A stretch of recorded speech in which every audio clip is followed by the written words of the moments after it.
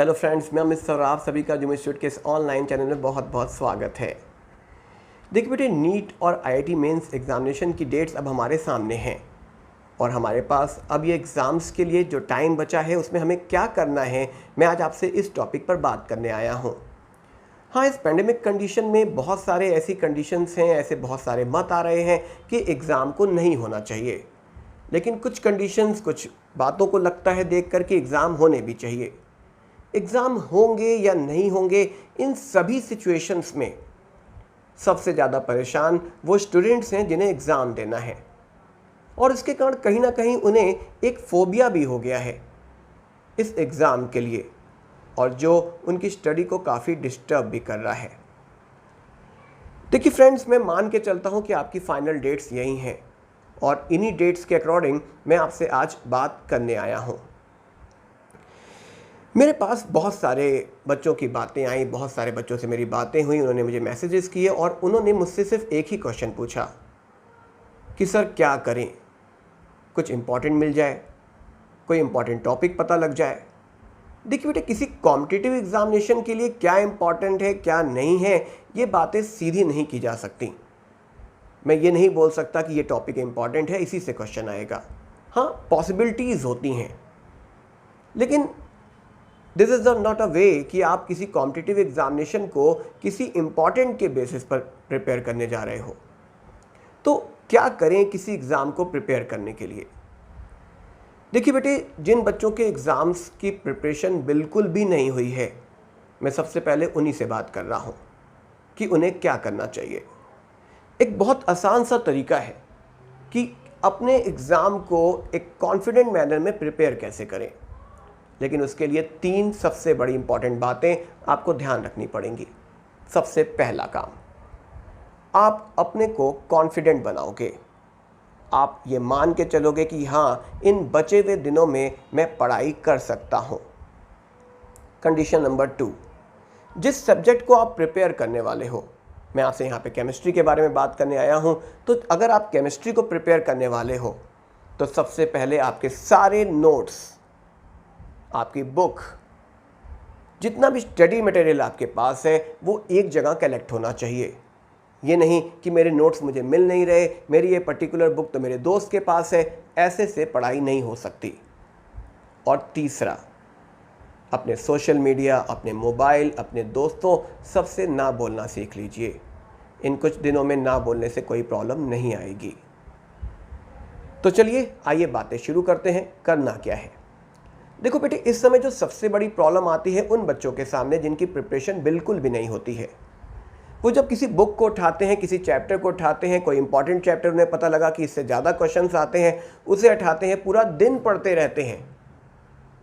Result उनका एक दिन कम हो जाता है और जब वो फिर सोचते हैं कि इससे तो 2 ही क्वेश्चन आएंगे, तो कहीं ना कहीं वो उस बुक को बंद कर देते हैं और अगला दिन फिर से ख़राब करने के लिए तैयार करते हैं, इसी तरीके का कोई दूसरा पैटर्न फॉलो करके। तो इन कम दिनों में ऐसा क्या करें कि हम अपने सब्जेक्ट के लिए कॉन्फिडेंट हो जाएं? तो उसका एक बहुत अच्छा तरीका है। वो क्या, आइए जानते हैं। तो जो बच्चे आईआईटी मेंस का एग्ज़ाम देने वाले हैं या जो नीट का एग्ज़ाम देने वाले हैं, वो दोनों इस कंडीशन को फॉलो करेंगे। सबसे पहले 2014, 15, 16, 17 और 18 के आईआईटी मेंस के ऑफलाइन पेपर को डाउनलोड कर लीजिए। ये तो आप सभी को आता होगा। डाउनलोड कर लेने के बाद उन पेपर्स का क्या करना है, आइए समझते हैं।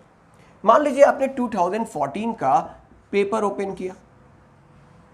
ओपन करने पर आपको पहला क्वेश्चन दिखा बेरिलियम क्लोराइड के रिस्पेक्ट में। उसमें पूछा गया कि बताइए बेरिलियम क्लोराइड का हाइब्रिडाइजेशन क्या होता है सॉलिड स्टेट में। अब आपका काम क्या है, मुझे क्वेश्चन आता है या नहीं आता है यहाँ कोई मतलब नहीं होता। आप एक नई कॉपी लोगे और उस नई कॉपी में आप सबसे पहली हेडिंग डालोगे बेरिलियम क्लोराइड और उससे स्टडी करना शुरू करोगे अपने नोट्स बुक से, अपने टीचर्स के नोट्स से, अगर ना मिले तो अपनी बुक से। और वो प्रिपरेशन आपका होगा कि हाँ मेरे पास अब बेरिलियम क्लोराइड का कोई क्वेश्चन आएगा तो मैं कर सकता हूँ। उसके आसपास की बातें भी अगर आपको दिख जाती हैं तो आप उससे भी प्रिपेयर कर सकते हो, लेकिन फोकस आपके इस स्ट्रक्चर के ऊपर तो बेटर होगा। अब आप जब दूसरे क्वेश्चन पे गए, मान लीजिए आपने सेकंड क्वेश्चन ओपन किया और मुझे जो दूसरा क्वेश्चन देखने को मिला वो बेस्ड था हमारे मॉलिक्यूलर ऑर्बिटल थ्योरी से।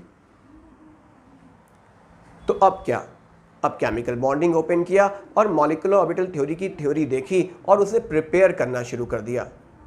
जब आपकी पूरी मॉलिक्यूलर थ्योरी हो जाए, आपके टीचर्स के थ्रू जो करवाए गए क्वेश्चन हैं वो आप सॉल्व कर लो, तो आप कहीं ना कहीं मॉलिक्यूलर ऑर्बिटल थ्योरी के भी कॉन्फिडेंट हो जाओगे। आपके माइंड में समय BeCl2 चल रहा होगा और MOT थ्योरी भी आ चुकी होगी। अब यहाँ पे आपको पहली बात ऐसा प्रेशर नहीं लग रहा होगा कि कोई पर्टिकुलर एक चैप्टर पढ़ रहा हूँ। अब आपको लग रहा होगा कि मैंने 2 टॉपिक प्रिपेयर किए हुए हैं इस समय। इसके बाद आपने तीसरे क्वेश्चन के पास पहुंचे। तीसरा क्वेश्चन मान लीजिए कैनिज़ारो रिएक्शन के ऊपर बेस्ड क्वेश्चन था। क्या करते? तो चलिए कैनिज़ारो रिएक्शन देखा, रिएक्शन किस ऑर्डर का होता है, क्या रिएक्शंस होते हैं, स्लो स्टेप कौन सा होता है, जो बातें आपको मालूम चली अपने नोट्स के थ्रू आपने प्रिपेयर कर ली। फाइनली आपको आपका तीसरा क्वेश्चन प्रिपेयर हो चुका था, कैनिज़ारो रिएक्शन। इसी के साथ अगर आपने देखा होता तो आपके बुक में नोट्स में हो सकता है टिस्टिनको रिएक्शन मिल जाता, आप उस रिएक्शन को भी लिख देते। नहीं लिखते कोई बड़ी बात नहीं, इस रिएक्शन का तो प्रिपरेशन जरूरी था। ये वो क्वेश्चंस हैं जो एग्जाम्स के लिए सबसे इंपॉर्टेंट क्वेश्चंस होते हैं और आप उन्हें प्रिपेयर कर रहे हो। आप उन फालतू बातों को इस समय नहीं देख रहे हो जिनकी अभी जरूरत नहीं है। हमने फोर्थ क्वेश्चन के साथ बातें की। मान लीजिए फोर्थ क्वेश्चन मेरे पॉलीमर का क्वेश्चन आ गया, उसमें पूछा गया नायलॉन 6 के बारे में।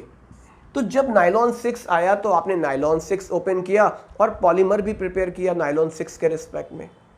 अब आप कहीं ना कहीं और ज़्यादा कॉन्फिडेंट थे क्योंकि अब आपकी स्टडी किसी एक पर्टिकुलर चैप्टर नहीं, पूरी की पूरी केमिस्ट्री के साथ चल रही है। मेरा प्रॉमिस है बेटे कि अगर आप इस तरीके से 14, 15, 16, 17 और 18 के सारे पेपर्स को देख लेते हो तो आपको अगर इसके बाद कोई भी पेपर लगाने को मिलेगा ना तो मैक्सिमम क्वेश्चंस आपको आते होंगे। यानी आपने उन टॉपिक्स को प्रिपेयर किया जो सबसे ज़्यादा सर्टेन थे। मैंने अभी आपसे बोला कि इंपॉर्टेंट कुछ नहीं होता, लेकिन किसी एक पर्टिकुलर टॉपिक का इंपॉर्टेंट निकाल के बताना आसान नहीं होता हमारे लिए कि हाँ ये टॉपिक प्रिपेयर कर लो। इसमें वो टॉपिक भी आपके पास आएंगे जो इंपॉर्टेंट नहीं थे और आप उन्हें भी प्रिपेयर कर रहे थे। आफ्टर दिस जब ये आपका काम हो जाए तो फिर जो नीट के बच्चे हैं कि उनके पास ज़्यादा टाइम है, वो अब अपने 14, 15, 16, 17, 18 और 19 के पेपर डाउनलोड करेंगे। हाँ, 18, 19 का पेपर वो डायरेक्ट सॉल्व करेंगे, वो नहीं करेंगे जिस तरीके से पैटर्न बताया गया है। जब आप 14 का पेपर सॉल्व करोगे, 15 का करोगे ना, तो मेरा आपको एक बहुत बड़ा भरोसा मैं आपको दे रहा हूँ कि जब आप ये क्वेश्चंस करके इन्हें करने वाले होगे ना तो लगेगा कि पेपर में आपको बहुत क्वेश्चन आते हैं। आप हर पेपर में 130, 140 और हो सकता है 150 के स्कोर को भी कर सको, और ये एक बहुत बड़ा कॉन्फिडेंस देता है। और कॉन्फिडेंस ही हमारे रिजल्ट, हमारे सिलेक्शन के लिए सबसे रिक्वायरमेंट वाली बात होगी। देखिए बेटे, जिन बच्चों की एग्जामिनेशन प्रिपरेशन नहीं है वो एक इसे फॉलो करते हैं तो कम टाइम में ज़्यादा बातें फॉलो कर सकते हैं, लेकिन इस समय एक दिन का भी वेस्टेज नहीं करना है। और जिन बच्चों की प्रिपरेशन आ चुकी है, प्रिपरेशन हो चुकी है, वो क्या करें? वो अब किस तरीके से रिवीजन करें? तो पहली बात देखिए बेटे, वो गलत ट्रैक पे मत जाइएगा। गलत ट्रैक पे जाने का मतलब कि मेरी तो प्रिपरेशन हो गई है, अब मैं क्वेश्चन लगाता हूँ और क्वेश्चन जो मिले वो लगा देता हूँ। नीट का एक बच्चा IIT मेंस, IIT एडवांस के क्वेश्चन लगाने के लिए बैठा हुआ था। मेंस के क्वेश्चन तो वैसे ही बनते हैं, लेकिन जब वो IIT एडवांस के क्वेश्चन के साथ जाता है ना तो वो अपने ट्रैक को गलत कर देता है। आपका टाइम पीरियड और उनके टाइम पीरियड में अलग बातें मिलती हैं एग्जाम की, और आप उन क्वेश्चंस के साथ अगर टाइम लगा रहे हो, उन क्वेश्चंस के साथ प्रॉब्लम ले रहे हो, तो कहीं ना कहीं आप गलत ट्रैक पे जा रहे हो। इसके अलावा कुछ ऐसे क्वेश्चन जो आपने कभी पढ़े ही नहीं, आपके ना बुक में मिले और आप उनके साथ बहुत मेहनत कर रहे हो, तो उसका भी कोई फ़ायदा नहीं। इन कम दिनों में हम उन टॉपिक्स पर बातें नहीं करना चाहते हैं जो आपने कभी प्रिपेयर नहीं की या कभी प्रिपेयर नहीं हो सकती थी। तो क्या करें? नॉर्मल है, डेली एक पेपर को सॉल्व कीजिए, एक टाइम पीरियड बानिए और पेपर को सॉल्व करने के बाद उसमें देखिए कि किस क्वेश्चन को देखने के बाद आपका माइंड कंफ्यूज हुआ था, आपके माइंड की थ्योरी ने बोला था कि नहीं यार ये भी हो सकता था। जैसे ही वो बात आपके माइंड में आती है उस थ्योरी को फिर से देखिए, भरोसा बनाइए उस क्वेश्चन के ऊपर, और जो क्वेश्चन गलत हुए वो क्यों गलत हुए, इन सारी बातों को ध्यान देते हुए क्वेश्चंस को प्रिपेयर कीजिए। और अगर आपकी प्रिपरेशन पूरी हो चुकी है और आप ये पैटर्न फॉलो करते हैं तो भी गलत नहीं है, बस आपका पैटर्न ज़रा डिफरेंट होगा। आप पूरा एक पेपर खुद से सॉल्व करोगे, सॉल्व करने के बाद आप हर एक क्वेश्चन को फिर से देखोगे, हाँ एल्डोल कंडेंसेशन मुझे आता है, कैनिज़ारो रिएक्शन मुझे मालूम है, इसके बाद BeCl2 में कन्फ्यूज़न आ रहा है, चलो इसे देख लेते हैं। And that is all. अगर आप ऐसा कर सकते हो अपने एग्ज़ाम के लिए तो आपको बहुत हेल्प मिलेगी। करिए और मुझे बताइए कमेंट करके कि आपको कितना फ़ायदा मिला। That's all, thank you.